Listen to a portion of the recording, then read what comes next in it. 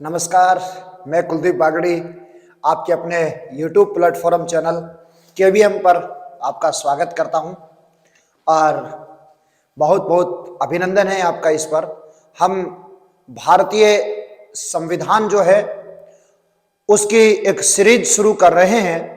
पूरा कॉन्स्टिट्यूशन भारतीय संविधान जो है वो हम अनुच्छेदों से हकीकत तक पढ़ने वाले हैं। देखिए, इस कॉन्स्टिट्यूशन में आज हमारा पहला चैप्टर है क्या कि भारतीय संविधान का निर्माण कैसे हुआ। देखिए, लोग जीरो से पढ़ाते हैं, मैं माइनस से पढ़ाता हूं और आपको जब आप इसको देखेंगे तो इंडियन कॉन्स्टिट्यूशन से संबंधित जितने भी डाउट्स हैं वो सारे आपके इस क्लास में क्लियर हो जाएंगे। हम सबसे पहले इस क्लास के अंदर पूरा डिटेल से उसके बारे में जानेंगे और उसके बाद इसके क्वेश्चन की जो सीरीज है वो भी मैं आपके सामने लेकर आने वाला हूं। इस क्लास के बाद आप ये देखेंगे कि भारतीय संविधान से जो प्रश्न पूछे गए हैं उन सब प्रश्नों को आप आसानी से हल कर पा रहे हैं। तो देखिए, हम शुरू करते हैं। आज का पहला जो चैप्टर है भारतीय संविधान का निर्माण, यानी कि हमारा पहला चैप्टर भारतीय संविधान का निर्माण कैसे हुआ। भारतीय संविधान के निर्माण से पहले हमें यह भी जानना जरूरी है कि आखिर संविधान होता क्या है। तो देखिए, भारतीय संविधान की हम बात करें तो सबसे पहले आता है कि संविधान है क्या। संविधान हम कहते किसे हैं। सबसे पहले आप देखिए, संविधान जो है वो किसे कहा जाता है। तो मित्रों, याद रखना कि संविधान उन नियमों का संग्रह है जिससे किसी भी संस्था का संचालन होता है। यानी कि कोई भी संस्था जिन नियमों के द्वारा संचालित होती है उन नियमों का संग्रह ही क्या कहलाता है, संविधान कहलाता है। यह संस्था जरूरी नहीं एक देश हो, एक राज्य, एक स्कूल, कॉलेज, कोचिंग, यहां तक कि एक मनुष्य खुद भी हो सकता है। यानी कि जैसे हम कहते हैं कि ऐसी बातें मेरे सामने मत करो क्योंकि ऐसा मेरे संविधान में नहीं है। तो यानी कि कोई भी संस्था जिन नियमों से चलती है वो नियम ही क्या कहलाते हैं, संविधान कहलाते हैं। तो संविधान हम किसे कहते हैं, तो याद रखिए, वे नियम जिनसे किसी संस्था का संचालन होता है वो नियम ही क्या कहलाते हैं, संविधान कहलाते हैं। आपसे एक प्रश्न पूछा जा सकता है कि ये जो संविधान है, इस संविधान शब्द का सबसे पहले प्रयोग किसने किया था। तो संविधान को इंग्लिश में कॉन्स्टिट्यूशन कहते हैं।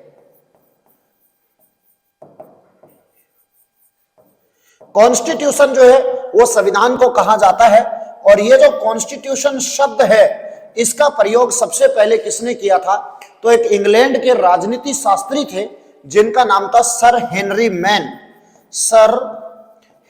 मैन। ये जो सर हेनरी मैन है ये इंग्लैंड से थे, इंग्लैंड के राजनीति शास्त्री थे। इन्होंने सबसे पहले कॉन्स्टिट्यूशन शब्द दिया था, याद रखिए। तो आपसे प्रश्न पूछा जाए कि कॉन्स्टिट्यूशन शब्द किसने दिया, तो सर हेनरी मैन ने दिया था। उसके बाद हम चर्चा करें तो ये जो संविधान होता है ये दो प्रकार का होता है। एक होता है अलिखित संविधान और दूसरा होता है लिखित संविधान। तो आपसे इसके एग्जाम्पल पूछे जाते हैं कि कौन सा देश है जहां का संविधान लिखा हुआ नहीं है, और लिखित संविधान से भी संबंधित कुछ प्रश्न जो है वो आपसे पूछे जाते हैं। तो दो प्रकार का संविधान होता है, एक अलिखित संविधान होता है और दूसरा लिखित संविधान होता है। सबसे पहले जब आप कहेंगे कि सर अलिखित संविधान, आप उसके एग्जाम्पल की अगर हम बात करें तो अलिखित संविधान के एग्जाम्पलों में कई बार एग्जाम में प्रश्न आया हुआ है कि इंग्लैंड जो है इसका संविधान लिखा हुआ नहीं है। इंग्लैंड के अलावा और कौन से देश हैं जिनका संविधान लिखा हुआ नहीं है, तो इंग्लैंड है। इसके अलावा अगर हम बात करें तो न्यूजीलैंड है, न्यूजीलैंड का संविधान भी लिखा हुआ नहीं है। इसके अलावा सऊदी अरब है, सऊदी अरब का संविधान जो है वो भी लिखा हुआ नहीं है। इसके अलावा अगर हम बात करें तो सऊदी अरब के अलावा इजराइल है, इस इजराइल का संविधान भी लिखा हुआ नहीं है। इजराइल जो है इसका संविधान भी लिखा हुआ नहीं है। तो ये कुछ क्या कि देश है जिनका संविधान जो है वो लिखा हुआ नहीं है। इजराइल का संविधान जो है वो भी लिखा हुआ नहीं है, याद रखिए। अब आप कहेंगे कि जब इनका संविधान लिखा हुआ नहीं है तो यहां शासन कैसे चलता है? तो मित्रों, यहां पर परंपराएं बनी हुई हैं, ट्रेडिशंस बने हुए हैं क्या कि, और वो परंपराएं जो हैं वो वहां के सभी लोगों को ध्यान में है। क्या हमारे देश में अलिखित संविधान जो है उससे हम अपना देश चला सकते हैं? तो देखिए, हमारे देश में कुछ कठिनाइयां आ सकती हैं, क्योंकि भारत जो है वो विविधताओं का देश है। भारत जो वो दुनिया का सबसे बड़े लोकतंत्र का परिवार है। भारत में पॉपुलेशन बहुत ज्यादा है और यहाँ पर क्या कि अलिखित संविधान जो वो चलाना मुश्किल है। अलिखित संविधान जो है उससे देश चलाना मुश्किल है। देखिए, इंग्लैंड, न्यूजीलैंड, सऊदी अरब, इजराइल, ये ऐसे देश है जो क्या कि जिनकी पॉपुलेशन कम है और यहाँ पर परंपराएं हैं, उनके आधार पर ये जो है वो चला लेते हैं। आपने ऐसा पढ़ा भी है कि राजस्थान इंग्लैंड से 3 गुना बड़ा है, इजराइल से 18 गुना बड़ा, राजस्थान बड़ा है, तो भारत तो बहुत बड़ा इन देशों से। तो देखिए, यहाँ पॉपुलेशन कम है और यहाँ पर कुछ परंपराएं हैं, उन परंपराओं के आधार पर देश चलता है। जैसे ये वैसे ही परंपराएं हैं जैसे हमारे यहाँ पर और भी जैसे कार्य करते हैं, हम बहुत सारे अनुष्ठान करवाते हैं, जैसे विवाह होता है, जन्मोत्सव होता है, उसमें जो भी रस्में होती हैं वो कहीं पर लिखी हुई नहीं है, फिर भी हमारे दादा दादी हैं, हमारे अनपढ़ माता पिता, दादा दादी, उन सभी को वो परंपराएं जो हैं वो याद है। और देखिए, ये सारे काम जो विधिवत रूप से पूर्ण हो जाते हैं, वैसे ही ये परंपराएं देश चलाने वाली हैं, शासन चलाने वाली है, यहाँ के लोगों को पता है और ये उन परंपराओं से ही यहाँ पर जो शासन है वो चलता है। बात करते हैं लिखित संविधान की, तो विश्व का पहला लिखित संविधान, अगर हम बात करें विश्व का पहला लिखित संविधान कौन से देश का है? विश्व का पहला लिखित संविधान, तो आपको बताना है विश्व का पहला लिखित संविधान जो है वो यूएसए का है। ये जो संविधान है, यूएसए का संविधान 1787 ईस्वी की फिलाडेल्फिया सभा में तैयार किया गया था। 1787 ईस्वी की फिलाडेल्फिया सभा में इसको तैयार किया गया था। और साथ ही आपको याद रखना है, ये जो यूएसए का संविधान है, ये विश्व का सबसे छोटा संविधान है। विश्व का सबसे छोटा संविधान है ये, जो जिसमें मात्र 7 अनुच्छेद हैं। यूएसए के संविधान में मात्र 7 अनुच्छेद हैं और इसे आधा घंटे के अंदर हम पढ़ सकते हैं। अगर आप यूएसए के अंदर होते तो आधा घंटे में संविधान कंप्लीट और आपका काम कंप्लीट। लेकिन आप याद रखिए, आप हिंदुस्तान की क्लास में बैठे हैं और हिंदुस्तान का जो संविधान है वो विश्व का सबसे बड़ा संविधान है। देखिए, विश्व का सबसे छोटा संविधान की अगर बात करें तो संयुक्त राज्य अमेरिका का है। हम एशिया महाद्वीप में रहते हैं और आपसे प्रश्न पूछा जा सकता है कि एशिया का पहला लिखित संविधान कौन से देश का माना जाता है? तो एशिया का पहला लिखित संविधान जो है वो जापान का माना जाता है, याद रखिए। तो विश्व का पहला लिखित संविधान संयुक्त राज्य अमेरिका का, एशिया का पहला लिखित संविधान तो आप याद रखिए वो कहां का है? जापान का है। भारत का संविधान भी लिखा हुआ है और न केवल भारत का संविधान लिखा हुआ है अपितु दुनिया का सबसे बड़ा लिखित संविधान जो है वो हमारे भारत का है, जो दुनिया का सबसे खूबसूरत संविधान भी है। आप इसको पढ़ोगे तो देखिए आपको पता लगेगा कि जितने आजादी हमारे को दी गई है, जितने अच्छे मूल अधिकार हमारे को दिए गए हैं, सरकार के जितने अच्छे कर्तव्य नीति निर्देशक तत्वों में निर्धारित किए गए हैं, मूल कर्तव्य बताए गए हैं, जो भी है यहाँ पर बहुत हमने विभिन्न देशों में जब हमारा संविधान लिखा गया था तो हमारे जो संविधान विशेषज्ञ थे उन्होंने तकरीबन 60 देशों का संविधान पढ़ा था और उन 60 देशों के संविधान में जो अच्छाइयां थी, जो एडवांटेजेस थे, उसको हमने अडॉप्ट किया और जो डिसएडवांटेजेस थे वहां पर उनका हमने अबेंडन किया, उनका परित्याग किया, तब जाकर हिंदुस्तान का खूबसूरत संविधान जो है वो तैयार हुआ। तो ये हिंदुस्तान का संविधान बना कैसे, जिसमें 395 अनुच्छेद है, जिसके 22 भाग हैं, जिसकी 12 अनुसूचियां हैं और जिसमें एक प्रस्तावना है जो दुनिया का सबसे बड़ा संविधान है।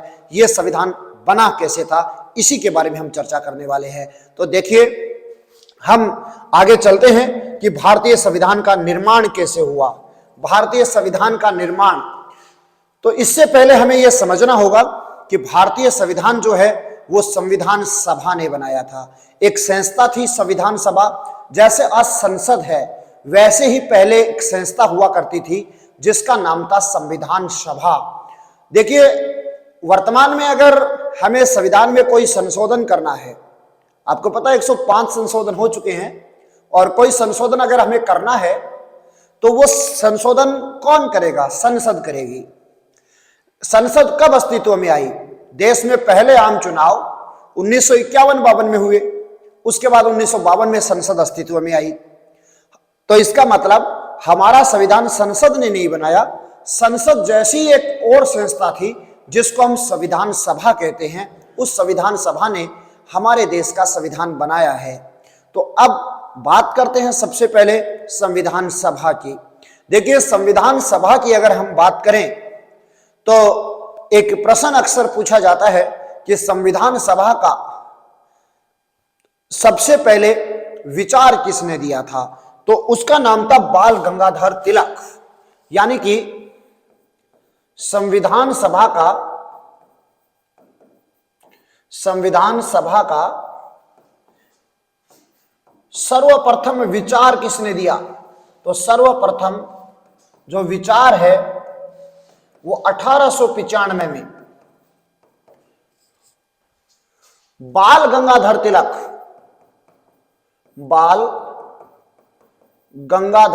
तिलक ने अपने स्वराज्य बिल में दिया था।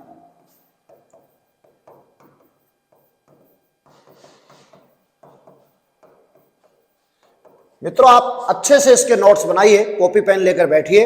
केवीएम के इस प्लेटफॉर्म पर आपको पूरा कॉन्स्टिट्यूशन जो है हम क्या कि जीरो से क्या कि हीरो तक, या फिर हम कहें जीरो से 100 तक, अर्थ से लेकर क्या कि फर्श से लेकर क्या कि छत तक, और अनुच्छेदों से लेकर हकीकत तक इसमें पढ़ाने वाले हैं। तो आप जो है हमारे साथ जुड़िए।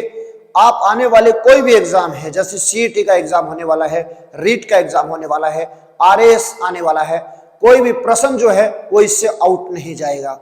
और आप जब एक चैप्टर पढ़ेंगे और उस चैप्टर से पूछे जाने वाले पीछे वाले प्रश्नों को देखेंगे तो आप ये पाएंगे कि सारे प्रश्न जो है वो यहीं से पूछे गए हैं। तो देखिए, हम अनुच्छेदों से हकीकत तक जो है आप संविधान के बारे में पढ़ रहे हैं। तो आपसे पूछ ले कि हमारा संविधान सभा ने बनाया था, और संविधान सभा का विचार सबसे पहले किसने दिया था? तो संविधान सभा का विचार सबसे पहले 1895 में बाल गंगाधर तिलक ने अपने स्वराज्य बिल में दिया था। देखिए, उसके बाद हम बात करें तो 5 जनवरी 1922 को, यानी कि 1922 में महात्मा गांधी ने कहा, यह स्टेटमेंट एग्जाम में कई बार पूछा जाता है कि भारतीय संविधान भारतीय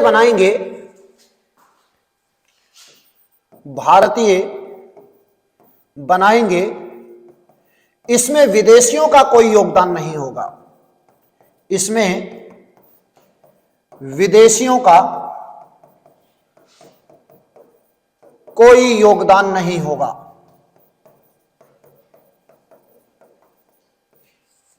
कोई योगदान नहीं होगा। आपसे कोई ये पूछे, कई बार स्टेटमेंट पूछा जा चुका है कि भारतीय संविधान भारतीय बनाएंगे, इसमें विदेशियों का कोई योगदान नहीं होगा, यह कथन किसका है? तो याद रखिए, महात्मा गांधी का कथन है।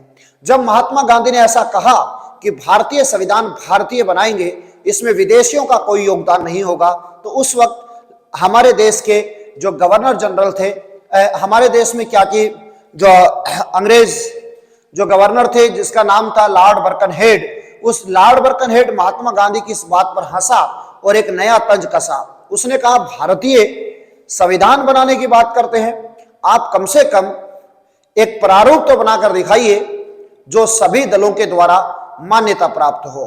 क्योंकि लॉर्ड बर्कनहेड ये जानता था कि भारत में कोई भी राजनीतिक पार्टी अगर कोई मुद्दा लेकर आएगी, कोई भी बिल लेकर आएगी, कोई मुद्दा लेकर आएगी, तो दूसरी राजनीतिक पार्टी उसका विरोध करेगी, चाहे वो अच्छा हो या बुरा हो।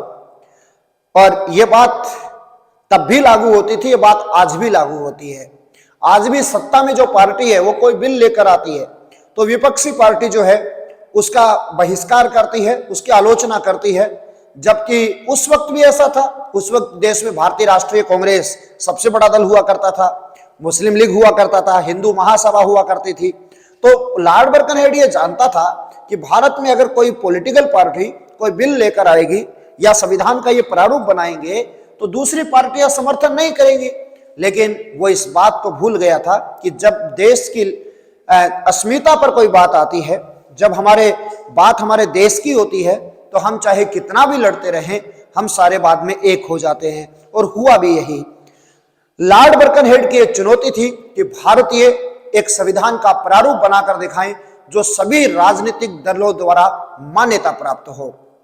इसको भारतीय नेताओं ने चैलेंज के रूप में स्वीकार किया और 1928 के अंदर बंबई के अंदर सर्वदलीय बैठक बुलाई गई। सर्वदलीय बैठक का मतलब होता है सभी दलों की बैठक वहां पर बुलाई गई और उस बैठक के अंदर एक संविधान का प्रारूप तैयार किया गया जिसके 1928 की नेहरू रिपोर्ट के नाम से जाना जाता है। इसमें नेहरू रिपोर्ट शब्द इसलिए जुड़ा क्योंकि ये जो सर्वदलीय बैठक 1928 में बंबई में बुलाई गई थी, इसकी अध्यक्षता पंडित मोतीलाल नेहरू ने की थी। तो मोतीलाल नेहरू ने इसकी अध्यक्षता की, इस कारण इसको हम क्या कि 1928 की नेहरू रिपोर्ट के नाम से जाना जाता है। और ये 1928 की नेहरू रिपोर्ट जो है वो भारतीय संविधान का जाली पत्र कहलाती है, भारतीय संविधान का ब्लूप्रिंट कहलाती है, भारतीय संविधान का फोटो स्टेट कहलाती है, भारतीय संविधान का जेरॉक्स कॉपी कहलाती है। तो आपसे प्रश्न पूछा जा सकता है भारतीय संविधान का ब्लूप्रिंट किसे कहा जाता है, तो 1928 की नेहरू रिपोर्ट को कहा जाता है। तो याद रखिए, इस बारे में आपको याद रखना है कि भारतीय संविधान का ब्लूप्रिंट किसे कहते हैं। तो 1928 की नेहरू रिपोर्ट को 1928 की नेहरू रिपोर्ट को भारतीय संविधान का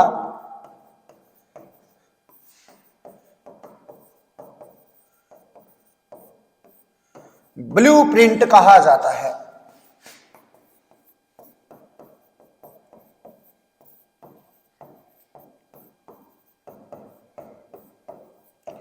उसके बाद देखिए, जब हम मूल अधिकार पढ़ेंगे तब मैं आपको बताऊंगा कि मूल अधिकारों की मांग को भी सबसे पहले जिस रिपोर्ट में शामिल किया गया था वो 1928 की नेहरू रिपोर्ट में ही शामिल किया गया था। अभी आप याद रख लीजिए, कई बार प्रश्न जो है वो पूछा हुआ है।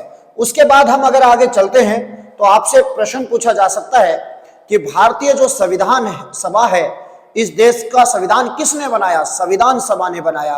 और ये जो संविधान सभा है, ये भारतीय जो संविधान सभा है, ये संविधान सभा जो है इसकी सबसे पहले मांग किसने की थी? देखिए, संविधान सभा का विचार दिया जो बाल गंगाधर तिलक ने, लेकिन संविधान सभा की मांग सबसे पहले अंग्रेजों से की। मांग करना और विचार देना दोनों अलग अलग बातें हैं। एक तो विचार दिया जाता है, आइडिया, और एक उसकी मांग की जाती है।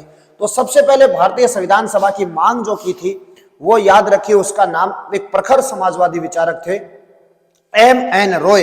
उसने 1934 में संविधान सभा की मांग की थी। तो याद रखिए, 1934 में प्रखर समाजवादी नेता M.N. रॉय ने सर्वप्रथम अंग्रेजों से संविधान सभा की मांग की, संविधान सभा की मांग की। उसके बाद आपको याद रखना है, भारतीय राष्ट्रीय कांग्रेस जो है उसने, भारतीय राष्ट्रीय कांग्रेस जो है उसने 1935 में संविधान सभा की मांग की थी। भारतीय राष्ट्रीय कांग्रेस ने 1935 में संविधान सभा की मांग अंग्रेजों से की।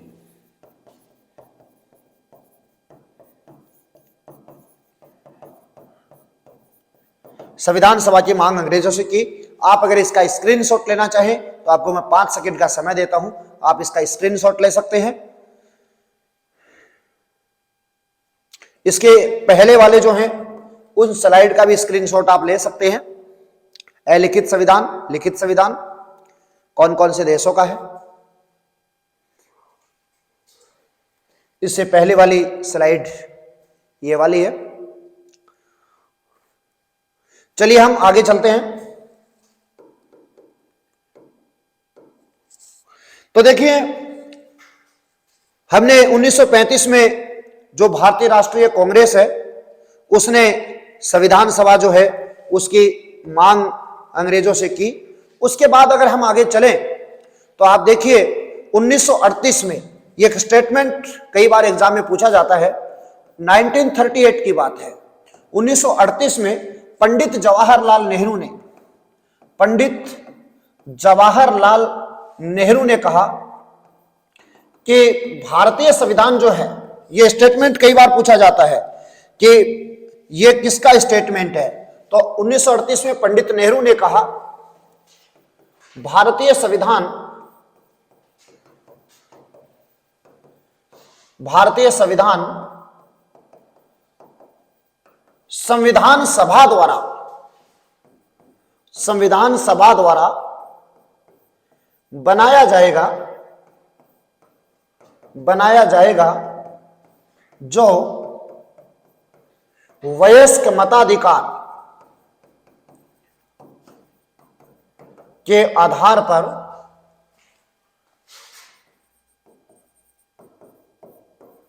निर्वाचित होगी,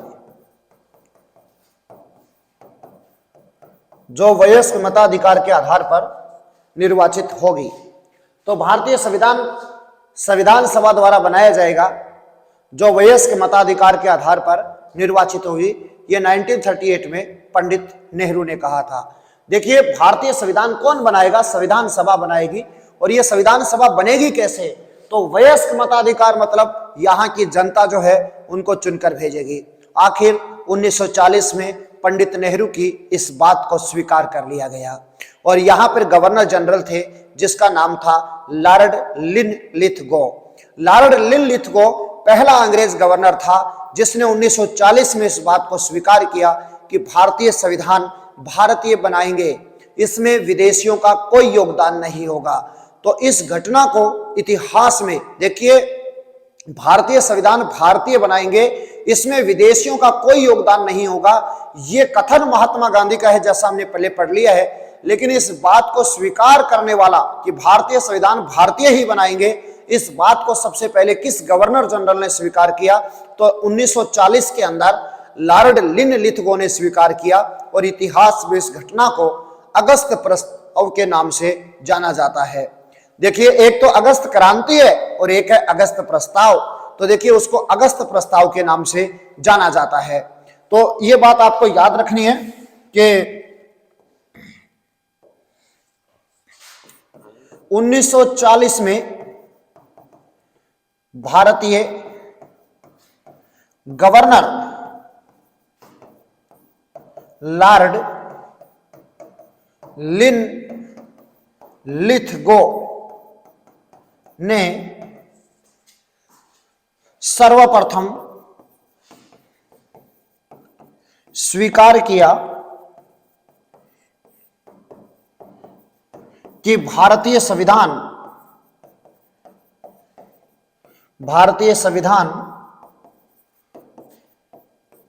भारतीय बनाएंगे, भारतीय बनाएंगे और इस घटना को हम क्या कहते हैं इतिहास में, इसे अगस्त प्रस्ताव कहा जाता है।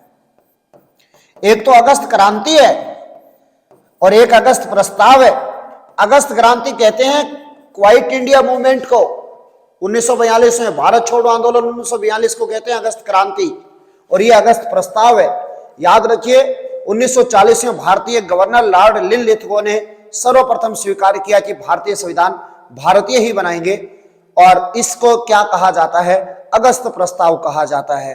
अब यह संविधान सभा कैसे बनेगी, इसको लेकर 1942 के अंदर एक यहां पर क्रिप्स प्रस्ताव आता है, और उस क्रिप्स प्रस्ताव में क्या था जिसके बारे में हम चर्चा करेंगे, जिस आधार पर जिसमें क्या कहा गया था। तो देखिए नेक्स्ट आता है क्रिप्स प्रस्ताव। तो क्रिप्स प्रस्ताव को लेकर कई प्रश्न एग्जाम में पूछे जाते हैं। क्रिप्स प्रस्ताव को लेकर कई प्रश्न एग्जाम में पूछे जाते हैं। सबसे पहले तो क्रिप्स प्रस्ताव भारत कब आया था, तो याद रखिए 1942 के अंदर आया था, 1942 के अंदर आया था। दूसरी बात आपको याद रखनी है, इसमें सदस्य संख्या कितनी थी, ये कितना सदस्य था, तो याद रखिए इसमें एक सदस्य था, एक ही सदस्य इसके अंदर थे, एक सदस्य था, और वो एक सदस्य इसमें कौन था, तो उसका नाम था sir Stafford Cripps. Sir Stafford Cripps. इस क्रिप्स प्रस्ताव में यह कहा गया, इसमें जो रिपोर्ट प्रस्तुत हुई उस रिपोर्ट में कहा गया कि जैसे ही अभी सेकेंड वर्ल्ड वार चल रहा है, आपको पता 1939 से 1945 तक सेकेंड वर्ल्ड वार चला था। अब इस रिपोर्ट में कहा गया कि जैसे ही विश्व युद्ध खत्म हो जाएगा हम भारत को आजाद कर देंगे। अंग्रेजों ने कहा कि जैसे ही विश्व युद्ध खत्म हो जाएगा अंग्रेज भारत को आजाद कर देंगे और एक संविधान सभा होगी जो इस देश का संविधान बनाएगी। तो भारतीय राष्ट्रीय कांग्रेस और मुस्लिम लीग दोनों ने ही इसका विरोध किया, क्योंकि इसमें कहा क्या गया था, इसमें कहा गया था कि विश्व युद्ध खत्म होगा तब हम भारत को आजाद करेंगे। अब विश्व युद्ध कब खत्म होगा ये बात 1942 में थोड़ी ना पता थी। देखिए ये बात उस वक्त नहीं पता थी कि 6 अगस्त और 9 अगस्त 1945 को क्या कि जापान जो है उस पर हिरोशिमा और नागासाकी जो उसके शहर हैं उसको अमेरिका तबाह कर देगा, विज्ञान का पहली बार गलत प्रयोग किया जाएगा और उस पर अणु बम गिराए जाएंगे। ये बात पहले से पता नहीं थी 1942 में। अब विश्व युद्ध चल रहा है, कितने साल चले, इस बात का पहले से पता नहीं था। तो देखिए महात्मा गांधी ने कहा ये तो बैंक का अग्रिम चेक है। तो आपको याद रखिए प्रश्न आता है एग्जाम में कि इसको पोस्ट डेटेड चेक, क्रिप्स प्रस्ताव को पोस्ट डेटेड चेक किसने कहा था, तो महात्मा गांधी ने कहा था कि ये बैंक का अग्रिम चेक है। जबकि पंडित जवाहरलाल नेहरू जो हैं उसने कहा ये बैंक का अग्रिम चेक नहीं, ये तो दिवालिये बैंक का अग्रिम चेक है। यानी कि क्रिप्स प्रस्ताव को दिवालिये बैंक का अग्रिम चेक किसने कहा, तो दिवालिये बैंक का अग्रिम चेक जो है वो याद रखिए पंडित जवाहरलाल नेहरू ने कहा था।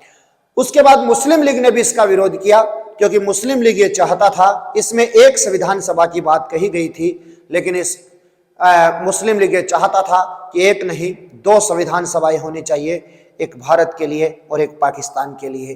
तो देखिए इस प्रकार ये जो 1942 का क्रिप्स प्रस्ताव है ये फेल हो गया। तो देखिए इसके ये जो क्रिप्स प्रस्ताव है इसको महात्मा गांधी ने क्या कहा, तो महात्मा गांधी जो है, महात्मा गांधी ने इस क्रिप्स प्रस्ताव को क्या कहा था, महात्मा गांधी ने क्रिप्स प्रस्ताव को दिवालिये बैंक का बैंक का अग्रिम चेक कहा था, बैंक का अग्रिम चेक की संज्ञा दी थी इसको। जबकि पंडित नेहरू जो हैं, जो पंडित नेहरू हैं, पंडित नेहरू, जवाहरलाल नेहरू की बात कर रहा हूं मैं, इन्होंने इसको क्या कहा था, इन्होंने इसको याद रखिए